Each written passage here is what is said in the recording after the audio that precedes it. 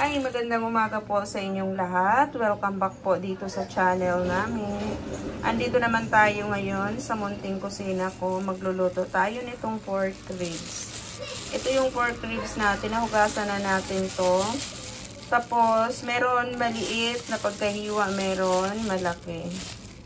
Binili ko to sa palengke pagkagaling ko ng simbahan. Bali, kulang-kulang 1 kilo ito.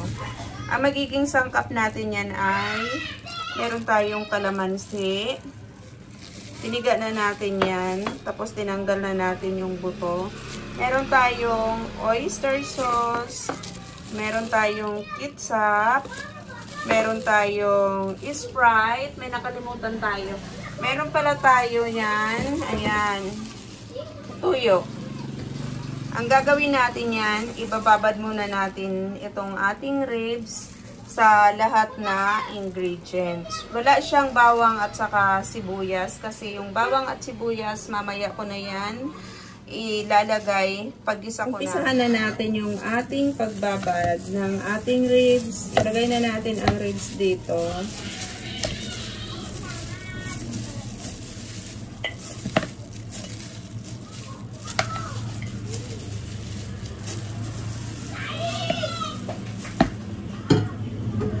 Tapos, ilagay na natin yung ating kalamansi.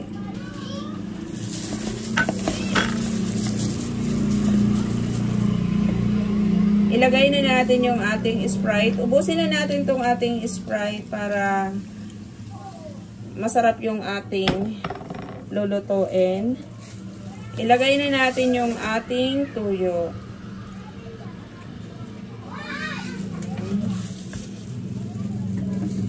Ilagay na natin yung ating oyster sauce.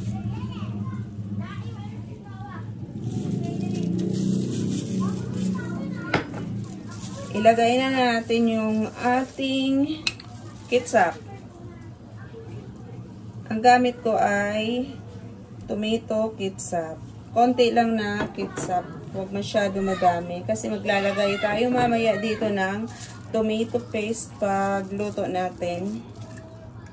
Ito lang na ketchup para manamis-namis yung ating binabad na ribs kasi ang sweet blend. At ang panghuli natin ilalagay yung ating paminta.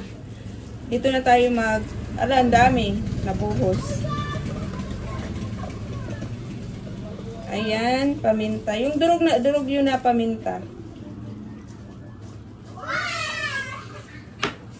Haluin natin. Di na tayo maglalagay ng asin dito kasi meron na siyang tuyo.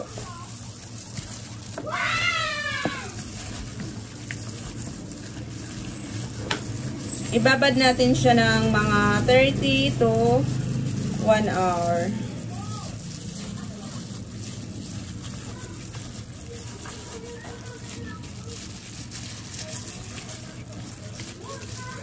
Para manuot sa kalamnan yung lasa nito.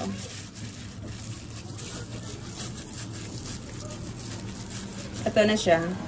Ito na yung ating binabad. Tingnan nyo kasi para lahat ng laman mababad siya sa ating sauce na tinimplahan. Ayan. Okay na to. Pahinga muna natin ng mga 1 hour o kaya 30 minutes to 1 hour. Eto na, lutuin na natin yung ating ribs. Naglagay tayo ng mantika.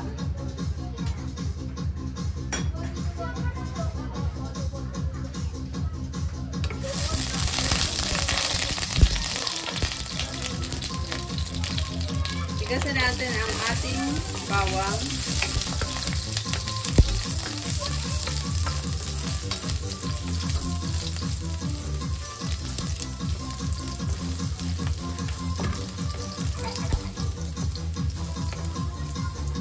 Ilagay natin yung ating sibuyas.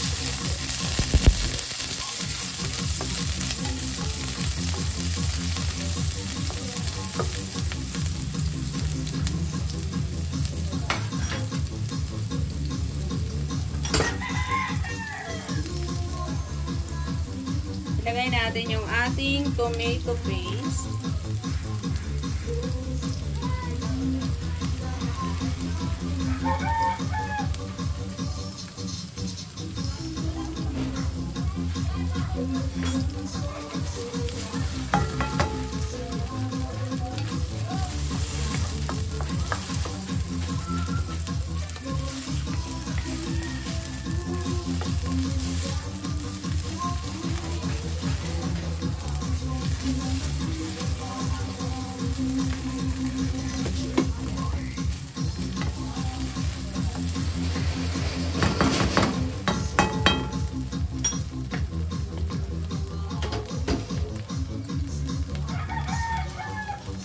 Ilagay na natin yung ating ribs.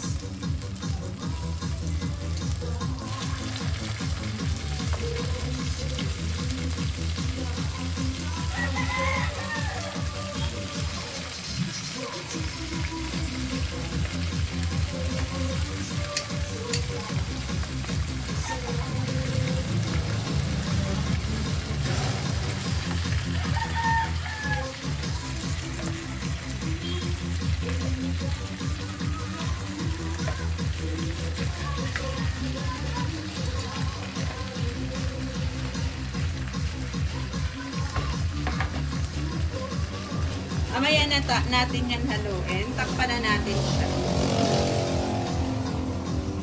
Baliktad din natin.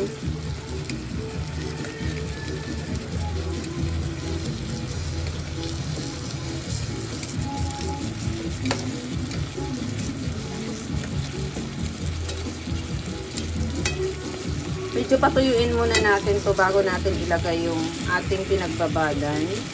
At saka maglalagay tayo ng tubig dito. Ay, nag-ano.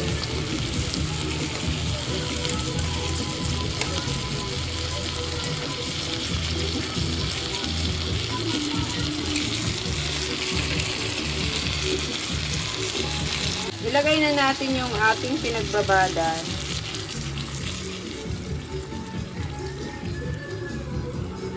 Dagdag tayo ng tubig para lumambot yung ating ribs. Takpan na natin. At ito na yung ating niluluto. Yummy! Di ba lumabas na yung ating buto-buto? Ibig sabihin, nangangalahati na tayo sa pagpalambot ng ating ribs. Pero tingnan natin to kung malambot na to.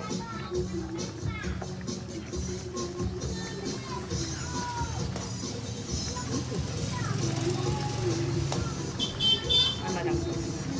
Maglalagay tayo dito ng ayan yung barbecue sauce. Ayan.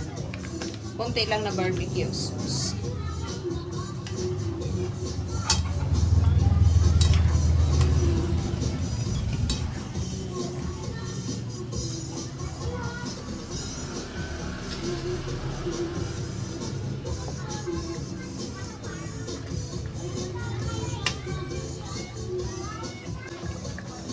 Takpan natin. Patutuyo-tuyuin pa natin yan.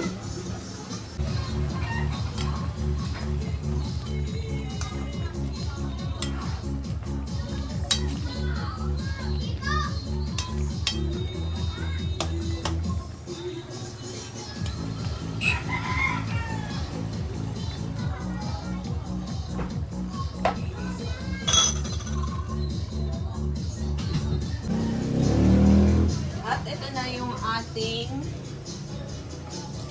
ribs. Wow! Luto na to.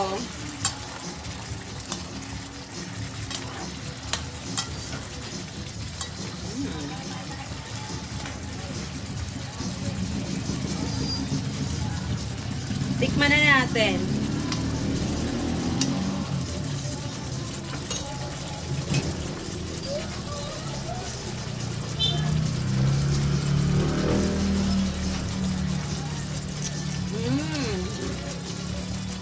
Sauce pa lang, ulam na.